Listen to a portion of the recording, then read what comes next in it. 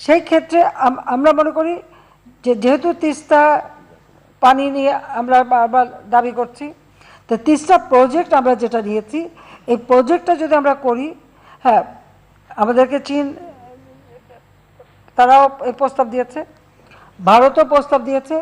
অবশ্যই আমি এটা বিবেচনা করব কোন প্রস্তাবটা করলে পরে আমার দেশের মানুষের কল্যাণে আসবে, আমি সেটাই গ্রহণ করব। কোন প্রস্তাবটা নিলে আমার মানে লোন কতটুকু নিলাম, কতটুকু আমাকে শোধ দিতে হবে, দিতে কতটুকু পারবো, এসব কিছু বিবেচনা করেই তো আমাদের করতে হবে। সেক্ষেত্রে ভারত যখন বলেছে তারা করতে চায় এবং তারা টেকনিক্যাল গ্রুপ পাঠাবে, অবশ্যই তারা আসবে, আমরা যৌথভাবে সেটা দেখব।